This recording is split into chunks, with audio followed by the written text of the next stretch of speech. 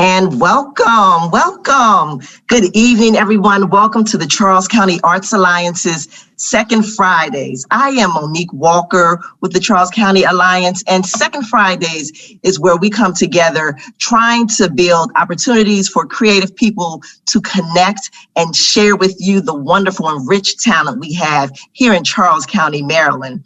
This evening and for the month of February, our theme is called When and Where We Enter, in words and in truth. We will be sharing with you this evening some featured poetry from students from St. Charles High School here in Waldorf, Maryland. Also, we have a guest panel in honor of Black History Month. We wanted to take a look at the arts from a Black perspective here in the county and also seeing what their perspective looks like beyond the county and based on their experiences.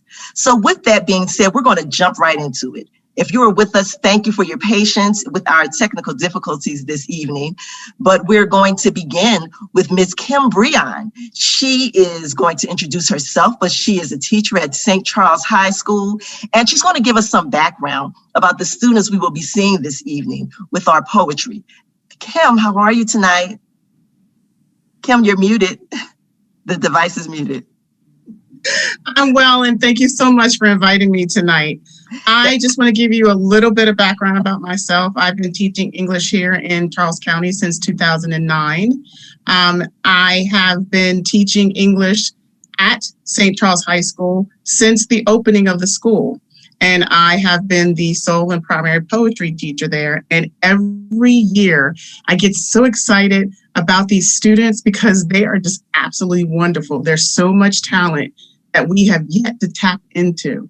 So I have two students tonight that are going to have pre-recorded their original work. And the first student is Damaris Moore. She's a senior, and I call her a triple threat. She is a singer, she is a dancer, and she's a writer. And she is part of the dance troupe at St. Charles. She also was in several plays at St. Charles. And she was in the very first annual Black History program that we had last year. And she is a phenomenal young lady. And the second person you will see will be Chauncey, who is a senior as well. And he is phenomenal. You're going to hear his piece called Power. And again, this is their original work. You know, they come to me with the talent. I just tweak it, hone it, bring it out, and it's completely them. So I'm extremely excited tonight. Thank you so much, Kim. So let's then dive right in with Damaris sharing her work, Power. No, her work is Purple. I'm sorry, thank you. Her work, Purple.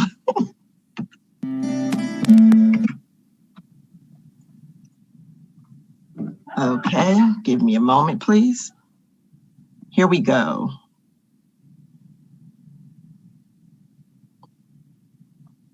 I think those technical difficulties had me all disheveled now. There we are.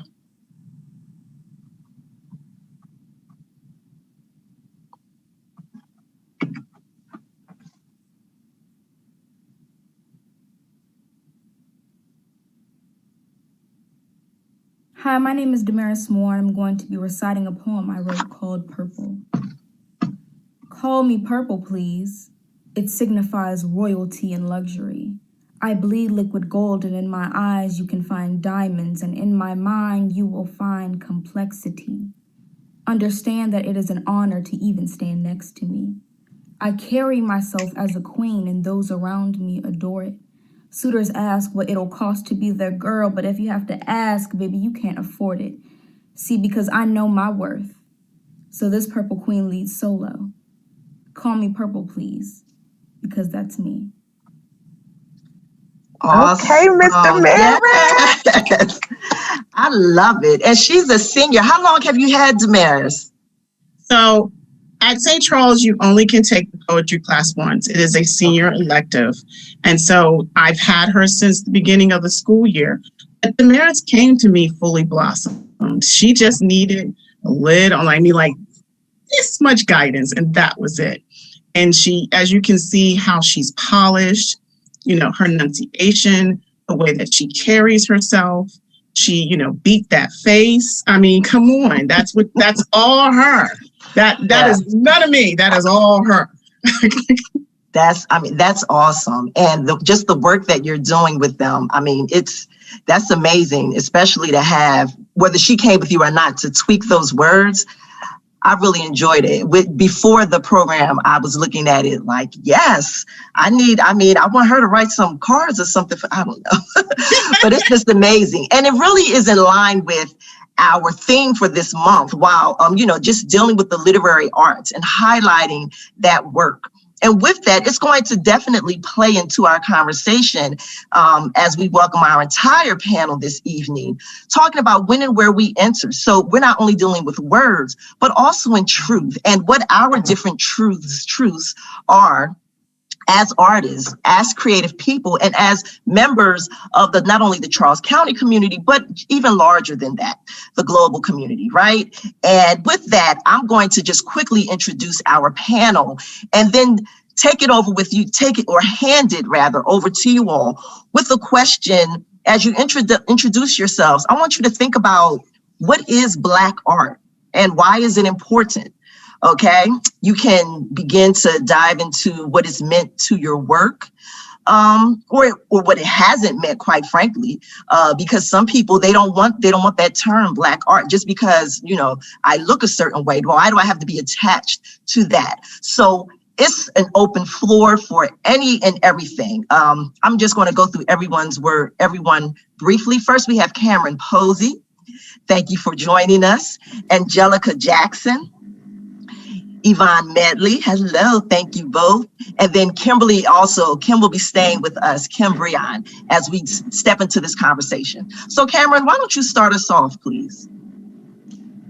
My name is Cameron Posey. I grew up here in Southern Maryland. I'm from Clinton, but I've always grown up in Waldorf.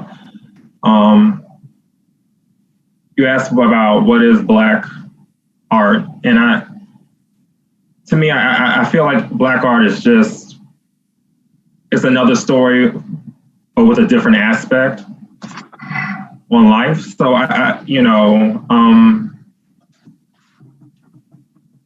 see it as just us telling our stories through what we go through and showing that we're just like everybody else, except we just have a different aspect on life, a different style that we portray ourselves in. Wonderful. Thank you, Cameron. Angelica.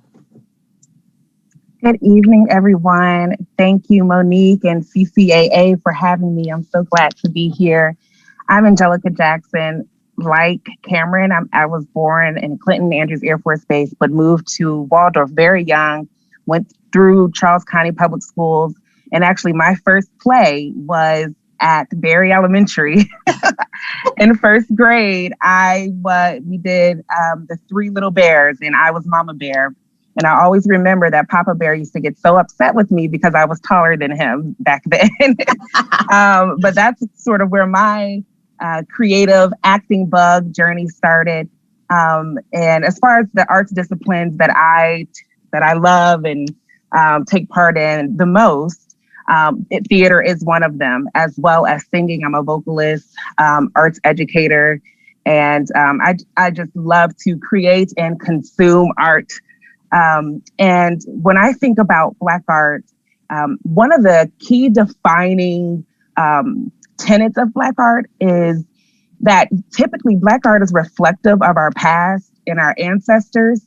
I think more so than other types of art. And I would say in general, for people of color, our art typically has a soul in it. We realize it is not just our own, but it is from our forefathers and our foremothers. So when I think about Black art, I think about when I think about Black art, it's similar to Kwanzaa, where you reach back to go forward. And I think a lot of that is in Black art. So that's how I think of it. I think, like Cameron said, it is art that is reflective of our culture. It shows that as Black people, we are not monolithic. There's all types of people. There's all types of personalities and experiences and just everything. And our art reflects that. So that's how I tend to think about Black art. And I'm happy to share more about the ways that I create and consume art as we continue in the conversation. But I'll stop there. Awesome. Thank you, Angelica. Yvonne. Hi there. Okay, I unmuted myself. Yay. Well, I introduced myself, Yvonne Medley. I'm the founder of the Life Journeys Writers Guild. That's how we do business as the Life Journeys Writers Guild. We're the Life Journeys Writers Club, Incorporated, a nonprofit. And our biggest claim to fame, and it's always growing, is that we were the first to bring an organization that was dedicated to writers in the Southern Maryland area. We were the first, and we're based in Charles County. And I'm so glad for that. I moved my family, my husband and I think we had 2 kids, and I was pregnant with the third. We have 4. Moved to Charles County in 1990, and I'm a journalist. I'm an author, and I started doing writing workshops in the jails for male and female inmates and at-risk youth. And I decided to say, well, I may not know everything, but I'm always steadily learning, and I can share that. So why not start some kind of organizational club so that we can like-minded, we can get together and share what we've learned. And when you learn some more, you share that, and it just goes on. And not that I didn't already know it, but writing is empowerment. It's the thing that nobody can tell you not to do. And I started to notice how the women, men and women in the jail could start to feel better just because they were free to write what they wanted to write. And there was someone there willing to give them undivided attention. So that's so much of what we do now. And all we work with validation and empowerment and stress as a stress reliever and things. So anyway, you asked what is Black art, and one thing it's an avenue of inclusion for the rest of the world. Hear us, listen to us, feel what we have to share. You know what I mean? Black art is human art. Our Black stories are human stories. And so many times people, they'll see a Black cover, a person on a book cover, and assume that story is not for them. And it's for everyone. It's an opportunity to share our stories and our culture with everyone. That's what it is. So be open to everything. You'll find out how much alike we are. And our differences is what gives us that hot sauce. And we should embrace it. So that's what I feel. Black art is an opportunity to share our stories with the world. That's awesome. Thank you so much. Kim, did you have anything else to add? We already know a little bit about you, but what is your take on that? Absolutely. So I'm a Southeast girl. I was born in Southeast Washington, D.C. And I guess I was getting a little bit too fast and too loose, and my parents yanked me out here to the country. So I was out here before 1990. I came here second, third grade. I don't really remember which one. And, everything you see now was not here then. Okay. It was, not here. So I was a culture shock. I came out here and I was like, who are these people? So I had to learn how to move different. And I am a product of Charles County Public Schools, and now I'm teaching for Charles County Public Schools. And I want to say that it is one of the best systems that I've ever seen. And I have girlfriends who work here, there, and other teachers. And I want my students to understand that the arts, and specifically after this tough year, this poetry is the way to get that stuff out and to flush those things out and to express yourself. More specifically, Black art is, I'm Black. I can't do anything else but be Black. So having that connection with you, and just piggybacking on what Yvonne said about, we just like everybody else, the universal theme of love. Yeah. Right now, we are studying Zora Neale Hurston's Their Eyes Are Watching God. And that is nothing but, it's a story about love. It is one of our first instances about love. And, unfortunately, due to racism and unfortunately due to things, we're seen as these weird, different kind of creatures. We're not. Right. We're people. So that's that's why it's important to have it. Thank you. I love all your comments and all your work. So let's, I want to ask you one more question, and anyone can jump in when you're ready. And then after that, we'll take a look at Chauncey, because we do want to see his poem as well. But I think one thing I wonder about is, do you find, or how do you think your work is perceived in the county? Like, we have, I guess we'll go with this common definition for this conversation with what Black art is. But based on your experiences, how do you think your work is perceived in this county? And what message, even beyond that, is there anything more outside of what you've already said, do you strive to communicate as a result of what maybe other perceptions may be? Or do you even operate in response to those perceptions? Anyone can just jump on in. Okay, so I do something called Outspoken. It's a poetry slam every year. And the only year I didn't do it was our very first year. And of course, I'm not able to do it this year. But the kids drive what the theme is going to be. And the misconception, I think everybody thinks it's going to be aggressive. It's going to be about race. It's going to be, about pain. And yes, those things do come up, but it's also about Black boy joy. It's also about Black girl magic. It's also about love. It's also about the things that we all go through as teenagers.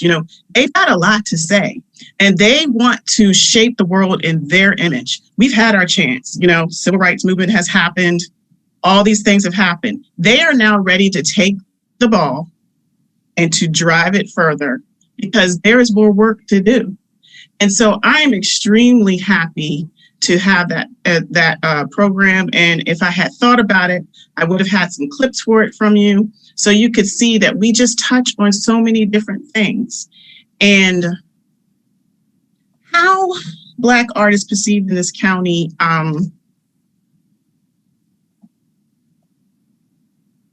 my poetry slams are always well received. We also did a huge Black History program last year that, people were hanging out the door, and I did a lot of advertising with it. And I got, emails from board members, and, we did it in a day for the kids who couldn't come back that night. So these kids were phenomenal. They did this, 1, 2, 3 times during the day, or was it twice during the day? Twice during the day, because our gym can't hold all our grades at the same time. It can hold 2 of our grades. So they did it twice during the day, and then they turned around and did it again at night. So they did that show 3 times, and it was extremely well received, and it got so many accolades. Our county has talent, and we need to tap into it, and we need to figure out a way to show it more, because I'm telling you, it is brimming, just brimming with it. I'm done. I agree, Miss Kimberly. I completely agree. To be honest, I think that when students and Black people gather in Charles County, it's amazing. But at the same time, I think that it happens in pockets. So it's not, it's not that present. to me. Again, I grew up like many of us. We grew up here. I left Charles County initially to engage in art that was familiar and relevant to me. I went to Washington, D.C., Friends of Carter Barron, and I was doing shows there.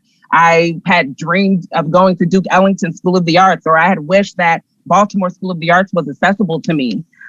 So I always felt like I needed to leave in order to really be part of this type of artist community.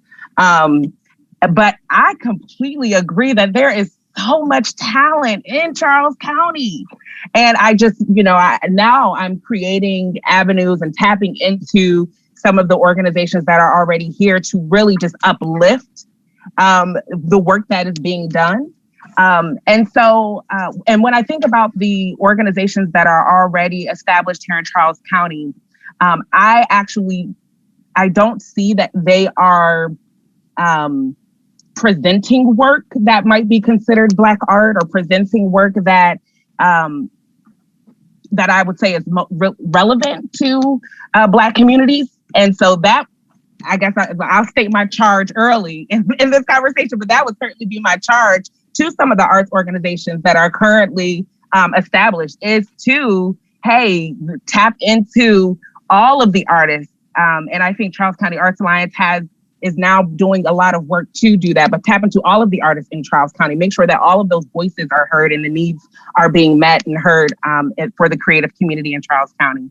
But my perspective in general is that Black art, Black voice in the creative workforce and creative community in Charles County is sort of stifled. But when we do present, when we have the Black History Month programs, like for the NAACP has a program every year, and some of the Greek letter organizations have a program every year. When these programs happen, they are magnificent. Outspoken. I wish I have been to some of those. I've not been to any of the Outspoken events. I can't wait for the next one, but I know it's magnificent. So, and Ms. Kim has shared that they are always well received. So I'm glad to hear that. And I just hope that we can continue to uplift those type of programs and organizations doing that work. I wanted to share on that topic as well. Again, me being African American, and I started this organization, I just wasn't even thinking that there was going to be a barrier. And because I was first, there really wasn't. And there were some times where we'd be in our meeting and I'd be the only Black person there. And I said, where is everybody? And then as we became known, I kind of feel like there were instances where folks wanted to separate or assume because I'm Black that this must be a Black only thing, when it should be a Black inclusive. Everyone. It should be everyone. And I'm so glad to know Miss Kimberly now. She said, don't say Miss Kimberly now, and to see all of what she's doing over there, because I found there were times when some of the English teachers would arrange with me to bring their students, and we'd do writing workshops and all, and have a wonderful time. But I could not get those, and I could volunteer and do a writing workshop in our area high school. St. Charles wasn't built yet. I was going to say, wait a minute, when did this happen? I know it wasn't built yet, and I've gone into Barry as a volunteer. But I have been fighting for a long time to get something in there on a regular basis. Let us come in and talk, and behind the scenes I hear something, but I never get anything started. So I just feel like perhaps sometimes in Charles County, it's closed off to a certain few, and you can't break that barrier, to really get in. And that's why I was so thankful to the Arts Alliance, who embraced us the minute they found out about us.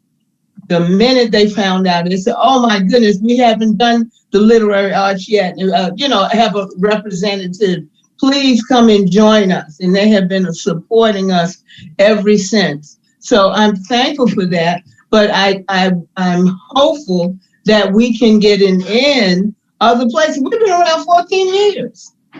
14 years and been successful, but still finding ourselves outsiders in some sort of ways. And Angelica said, my own daughter, she's a classical singer. She had to go to Duke Ellington, which was very hard to have her get there to hone her skill that we didn't quite know she had, but it honed it.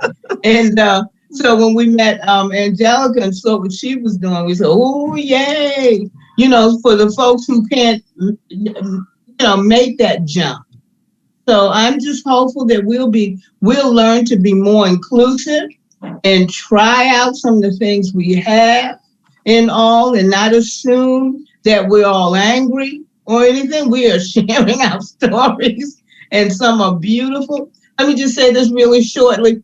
I'm a big old fan of the Today Show, and they did a bracket thing for romance movies.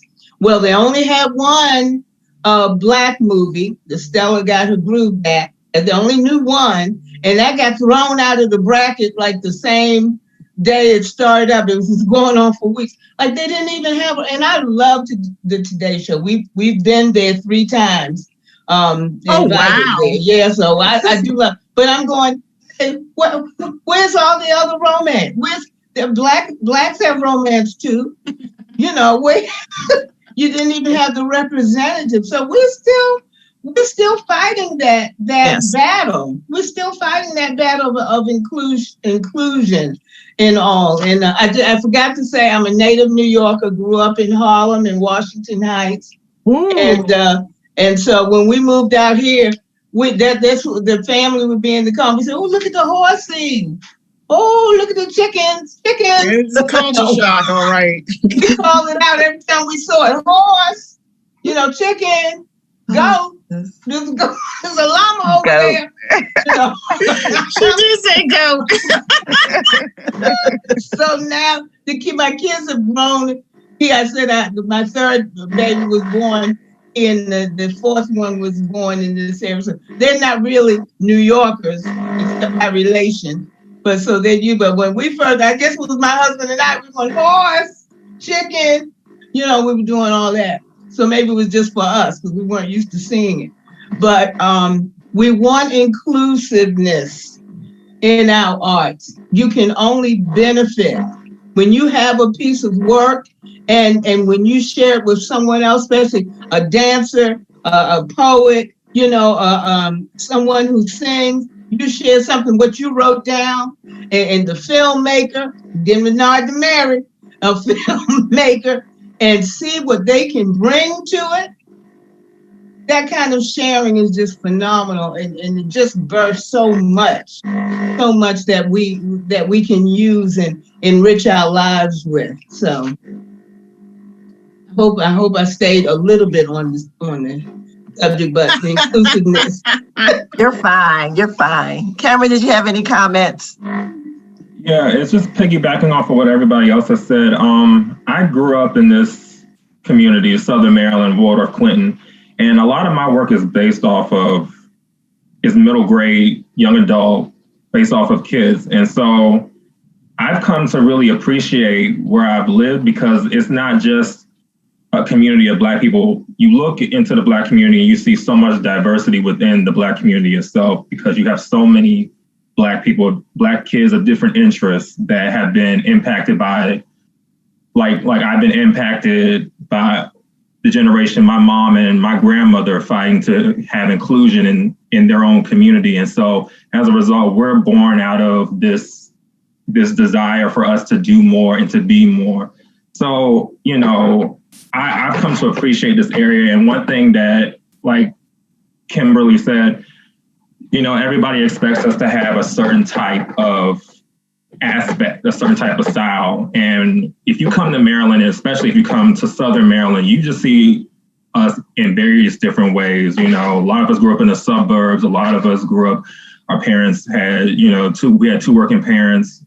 or even if we have a single parent, they were working and providing for us. A lot of people in this area work in DC and around DC for the federal government, state government, and all that stuff. And they raise families, they have grandchildren, their children have children, and they're able to just, get along. And we see a different aspect of that. They still have their own issues, but their issues are no different from anybody else's issues that we've seen on TV. And I wish we would see that more, especially portrayed in media.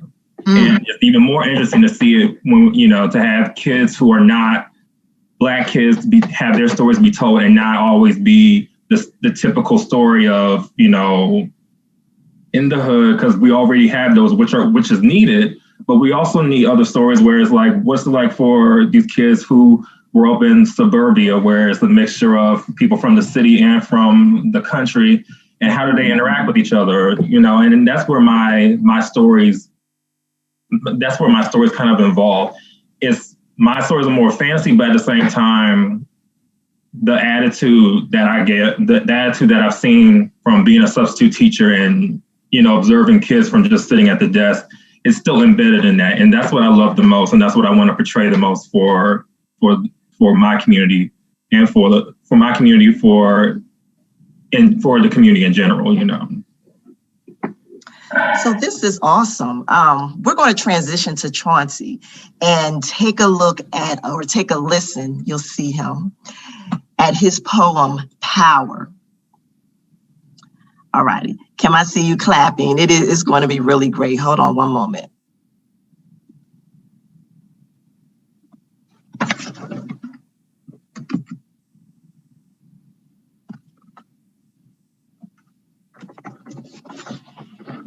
Let's talk about power.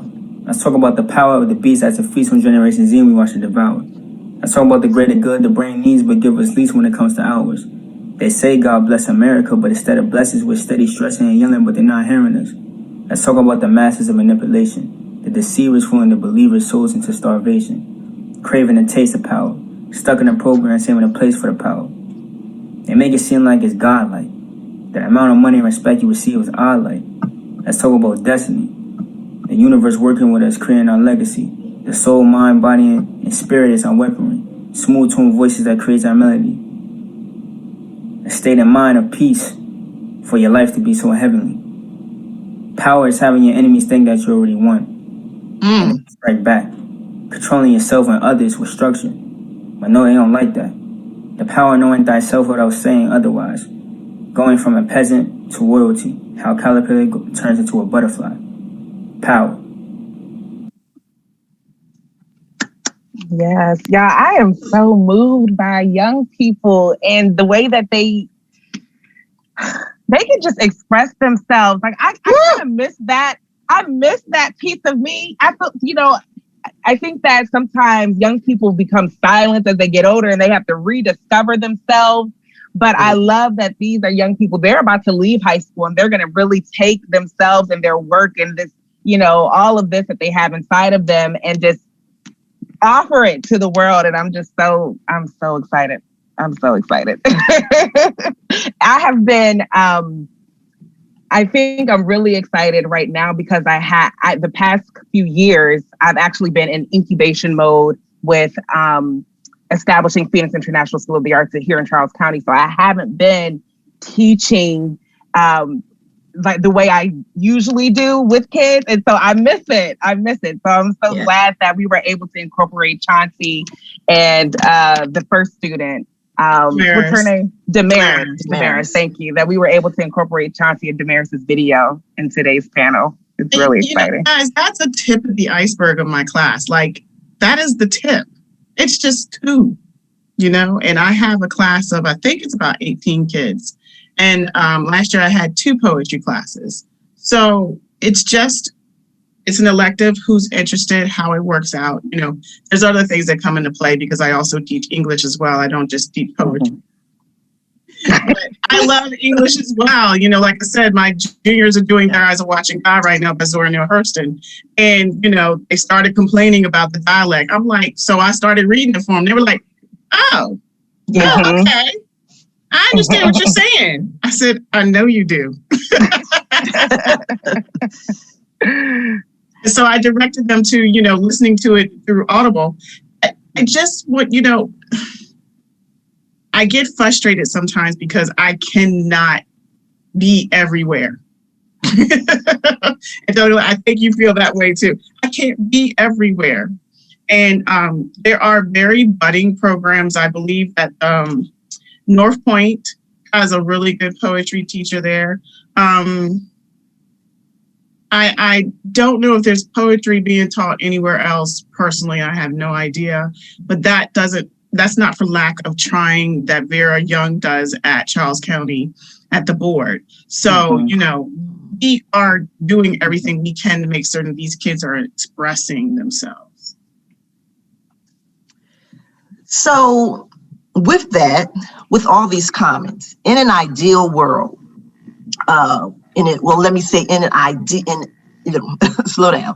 In an ideal, diverse, equitable, and inclusive world, what is your arts vision for the county?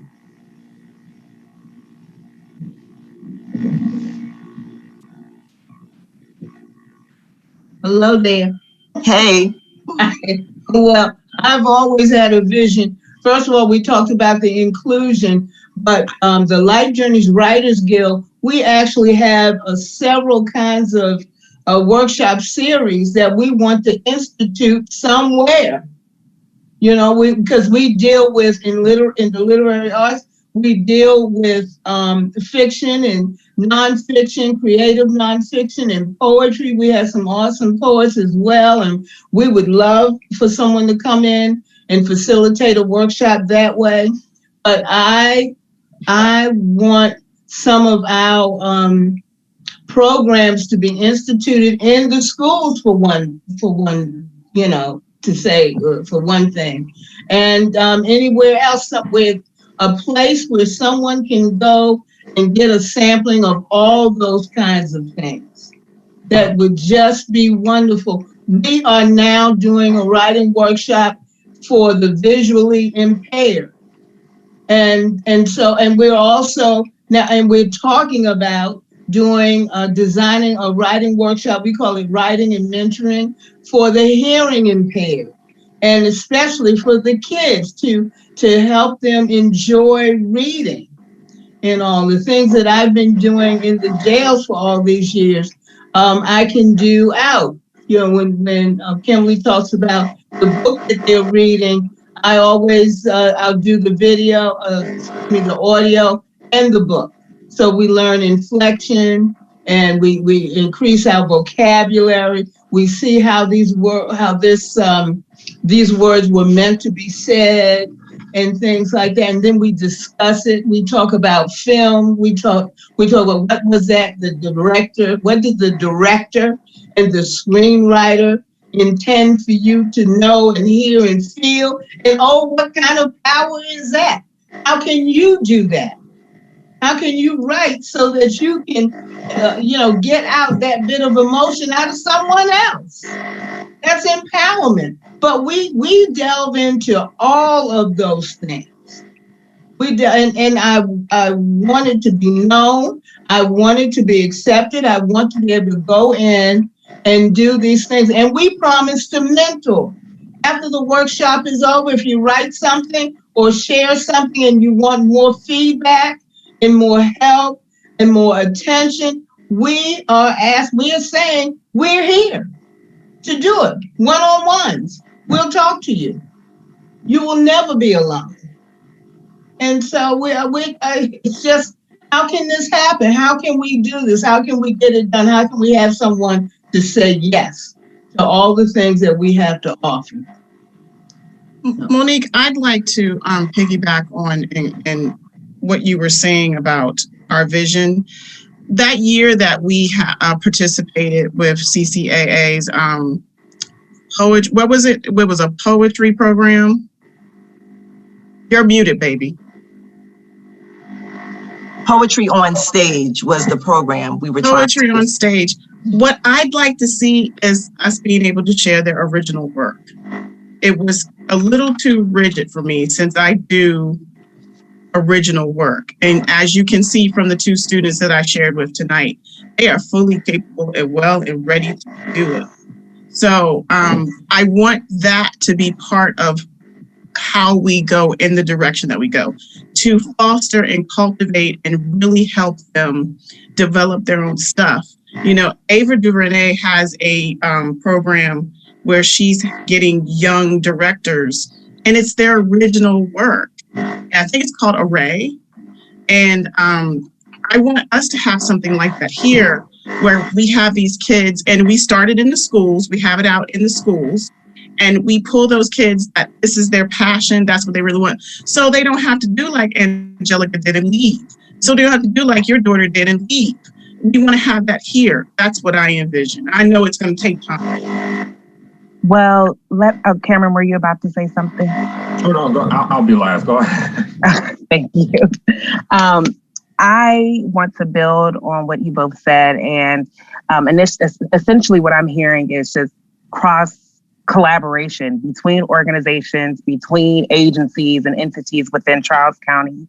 I will say I am working on an effort for students to highlight their original work, and that is the Youth Poet Laureate program. So if you recently watched Amanda Gorman present at the inauguration, she is the first National Youth Poet Laureate program, and that program, that organization actually has local Youth Poet Laureates all over the country, and we are starting one here in Southern Maryland this year. Can I help? Yes, please. So, and that is to foster and cultivate students who are interested in the literary arts to present their original work and to put them on a national or international platform, as well as encourage them to be civically engaged. So we'll certainly connect offline and, get that rolling.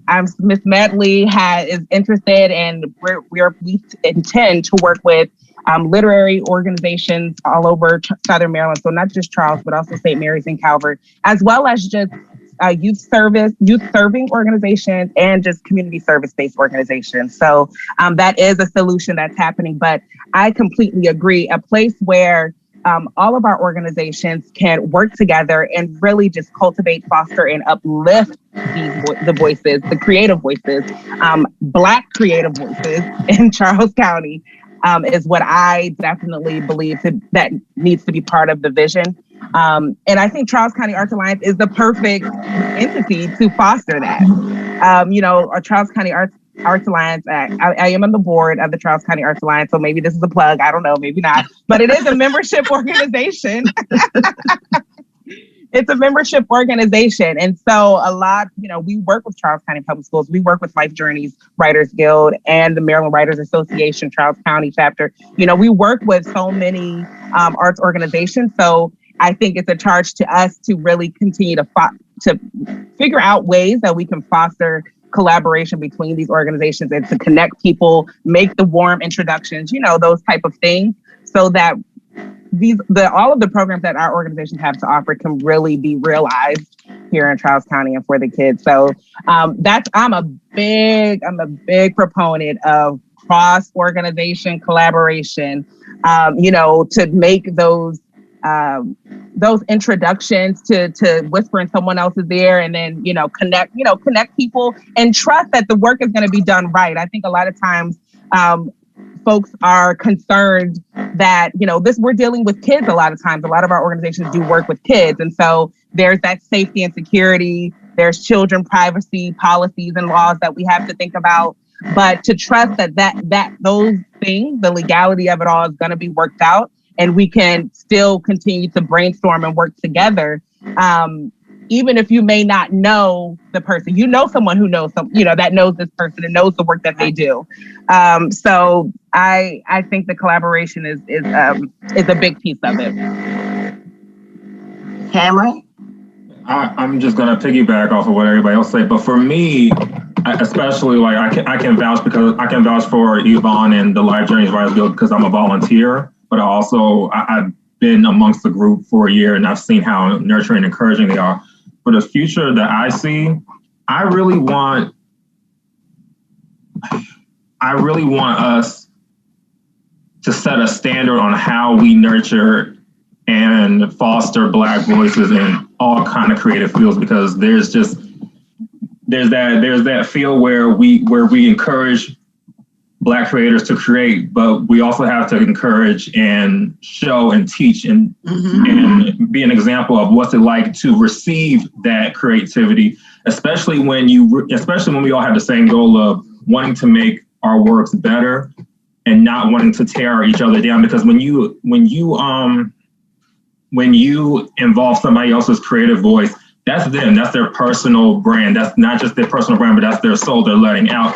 And so you have to understand that they want to tell their story. And what we're trying to do as people who are supporting and want to see it out there is put it out the way they want it to, where people can understand it. That's what I want to see more. And I really want to set a standard for especially people of color when it comes to the creative field, and with any type, screenwriting, poetry, story writing, novel writing, nonfiction, playwriting, all that. I really want to see that more, because that's what's needed in order for us to express ourselves, but also to not feel afraid and not fall into these slumps where we where we other each other because of our work, because of misunderstanding.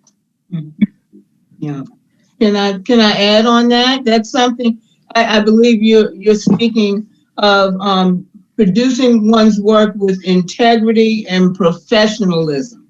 That's the thing. We're not just coming out the box and not tweaking and editing and getting it all and getting it the way you want it. Yes, we have something called From the Page to the Stage that we did every year. And we had directors, we had light people, we had singers, vocalists, we had musicians, and brought all those people together, and editors and all of those things to put on, because you didn't even have to finish it. We have a finished work for us to put. We put a section of it on stage. We do about 3 to 4 skits on stage at, is it not the Port Tobacco? It's down there where the Navy. Indian Head. Indian Head. Indian Head. Yeah. Yes, and we do it on stage there. So we bring it back. But the other thing is, I hope I don't get in trouble. In November, many of you've heard the thing about the write a novel in November. It's NaNoWriMo. Yes, NaNoWrite. Yes. Well, that's nice. That's nice. It can get you going. But whenever I do a workshop that's centered around that, my interest is making sure your work is the best work it can be, that you know all the rules to writing and to creative writing and things. And so you have some people that get mad and leave you because they don't understand that this thing takes work and effort, and you need critiques and all. Our mantra is, Cameron, you know what our mantra is? We are honest. We are honest, but never cruel. And we say that 3 times in a workshop. We are honest, but never cruel, but we are honest. And with us, you can, we help you grow your alligator skin, because this is a rough industry, so you have to be able to take it. And so we can put you through all of that, so you're ready to shine. And also the thing about the 50,000 words in a month, that's nice, but I want 50,000 good words. Mm-hmm. And actually, it's more than 50,000 that you need for a novel. But that's a novella. Right, that's a novella. Right. But see, and the folks that don't know those rules, you have to learn what you don't know. And we want to be there, like we all collaborate in some sort of way and do that. We have a publishing project for those who, and trying to protect them against some industry, some companies that might not be wholly reputable when it comes to, if you decide to self-publish. We'll talk about the difference between traditionally published and self-published. I am both. And we try to help you with the business of writing. and all of those things. All of those things need to be talked about and discussed and shared.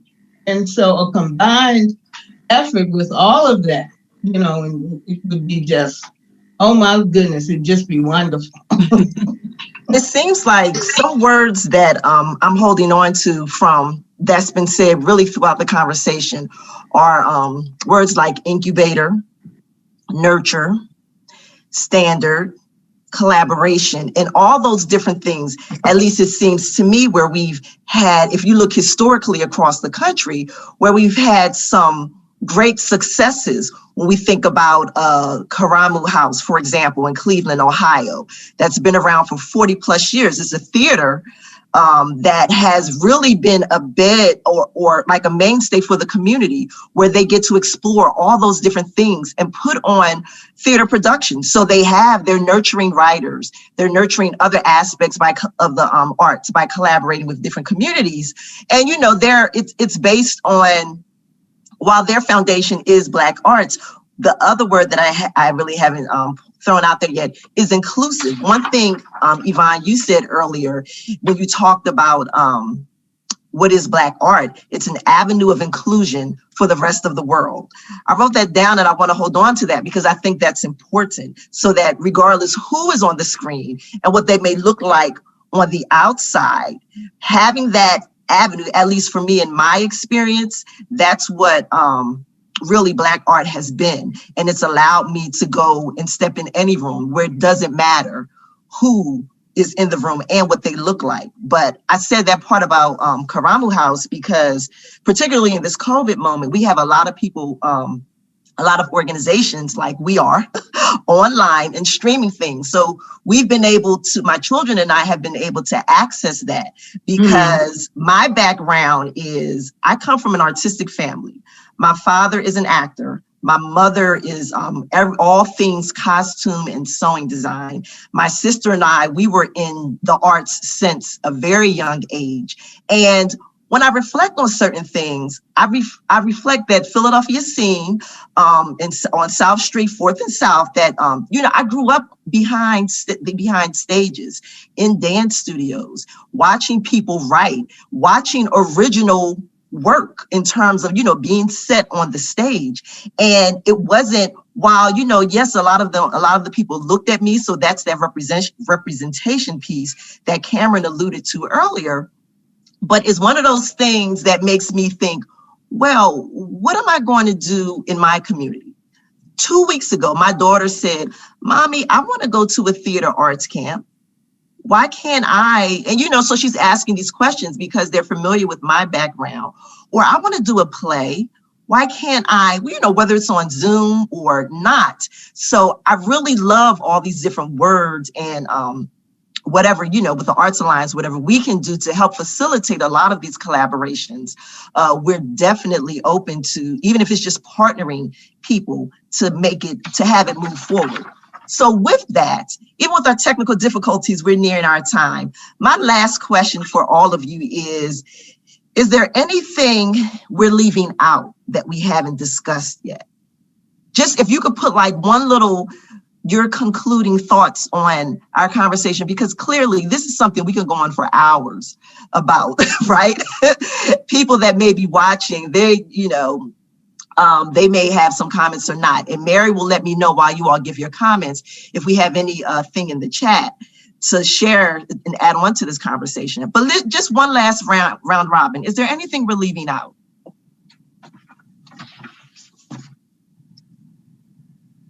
And I don't know who's going to go first because I will. I saw Kimberly's mic off, so I thought she was getting ready to roll. Let it roll. But I just want to say one thing. Be kind to us, to the world. It is uphill for an artist of color, and it definitely is for the author. And let me just, and I'll give you an example. When you walk into a bookstore, most times there is a little section off to the side that will say African American stories or something like that. But you do not see, and around the country, and you do not see a little section that says Asian stories.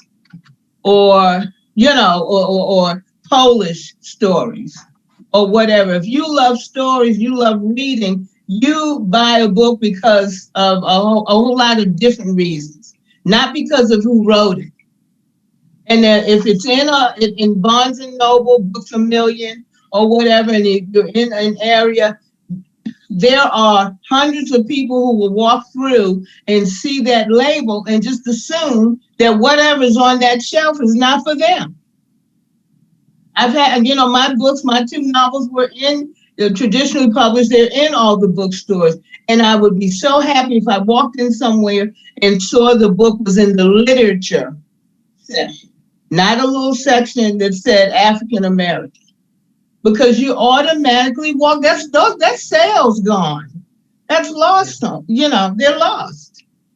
I just read the Japanese American oriented story. And I'm not Japanese, but I love the story. And it wasn't in a little section. So if you can help us, if you can patronize us, please do. Please do, and especially your local authors, no matter what color they are. Help us out, because the big names, they have great big marketing machines, behind them and extra help. We are using shoe leather. That's what we're doing to make our work known. And so we would love a little, patronize, a little support. So that's kind of what I wanted to say. Yeah. Kim? I just want to reiterate, thank you so much for showcasing my kids. They work very hard. I'm not an easy teacher. No. They know that there are certain expectations and things, and I push them a lot to get out of them what I know it's in there. So I'd like to say, if you see something that the kids are doing, come out to it. If you see something that, the schools are putting on, patronize it. Donate some money. Help that program out. Let them know that you're there. And the kids, it means so much to them when people come out and they come up to them afterwards and tell them, hey, what a great job. Yes, real quick, I just wanted to say, because you made me think of something. It may seem weird at first going to a local high school or school's talent show or to their without having a child that's actually at that school. I did it. I brought my little one who was 4. She's not in the middle high school, but I went to a couple talent shows. I want to say last school year or the year before last, a couple plays, and I was like, oh, this is kind of weird. I don't know any of the kids here. But it was so much fun. And this is really where we start to amplify the arts in the community. In Charles County, a lot of it is coming out of the local schools and CSM. That's where we're starting to see a lot of, artists and creative community movement. Like Ms. Kim said, go support it. Even if you don't have a kid that is there, the kids will love to have all community members in the audience. So I'm one person that did it. It was weird at first. And I was like, whatever, I love this. And there's so much talent. Cameron, I was going to share something, but I'll go last because, again, I'm a board member for Charles County Arts Alliance. So I was going to say something about what we're doing. But Cameron, go ahead and share your final thoughts. Well, it's the same. I do want to thank you, Monique. I want to thank all of you for, having me and letting me be able to share, what my expertise and my experiences being in the art field. The one thing I want to, I guess, say something new is pretty much with things that are going on around the world, if you really want to showcase your talent, you're going to have to really put it out there for people to see. And I'm not just saying that for anybody else. I'm also saying that for me to practice what I preach, and I'm being honest with myself. But things that I see, in media and books, if there's things that make me think, oh, okay, well, they could have done it a little better, and here's why. Here's all the reasons why. The way that you can get it out is really through your writing. Try to write as much as you can, and just well research. Try to write as much as you can. Put it out there. research it and let people know what you think and how it could have been different. And people will see your talent, and they'll also see, you know, whether they want to work with you or not. And most likely with everything that's going on in our society and how they're pushing for more diversity and POCs and people like us to be on TV, but not just on TV, but also be involved with the work on there, they will want us, because that's a piece of the world they're trying to reach out to now, and they're always trying to find something with revenue. So we are that revenue. We need to acknowledge that and use it to our advantage. Cameron, I think that's a great point. Black people pay money for the arts. Like, you know, there is a stigma. This kind of goes with the first question that Monique asked is, will this Black show, or will this, you know, this play by an African-American playwright, or the content is about you know, the Black community and culture, will it sell tickets? Yes. You know, we support one another. We support each other. We want to patronize stories and you know, shows, music that are lifting up Black voices and culture and community. So yes, Cameron, thank you so much for saying that. And I'm sure Monique was going to say this, but I'll be a second voice. And that is, if anyone just wants to get involved with the arts community in general in Charles County, with anyone on this panel, or what they want an introduction, please reach out to us, the Charles County Arts Alliance, because we are really, Monique, and I don't know if Mary is another, I don't know if she's seen, she may be behind the scenes right now, but Monique and Mary are doing awesome work to make these connections, to bring, you know, the creative community to the world, but certainly to all members of the Charles County community. So please reach out to the Charles County Arts Alliance, because we have great ambitions, and we can only do this work with the support of the community. Okay, I'm gonna stop my plug and let Monique do what you're here to do. Sorry. No, that was great. So I don't need to say it. But indeed, thank you, Angelica. And thank you, everyone, just for participating tonight. It's amazing. Cameron, it was wonderful meeting you. And I just enjoy seeing where these relationships, where they will go from here, so that where we enter, the cycle isn't broken, and we just continue nurturing and building up and nurturing definitely the talent in our community, but just watching it grow and blossom, because it seems like there is something that's brewing, and I'm very glad to be a part of it. So in addition to thanking our panelists, we also want to give thanks. We also want to thank the Maryland State Arts Council, who partially funds all of the work that we do here in the county as one of the designated arts councils in the state. And we also want to give thanks. We also want to thank our board, the Charles County Arts Alliance board, and just for the work that they are also doing behind the scenes, so that we can continue to make the arts available to all. Our mission at the Arts Alliance is promoting all the arts. So while we've talked about the literary arts in February, we hope you can join us in March, where we are going to dive into the theater arts, where the show must go on. And with that,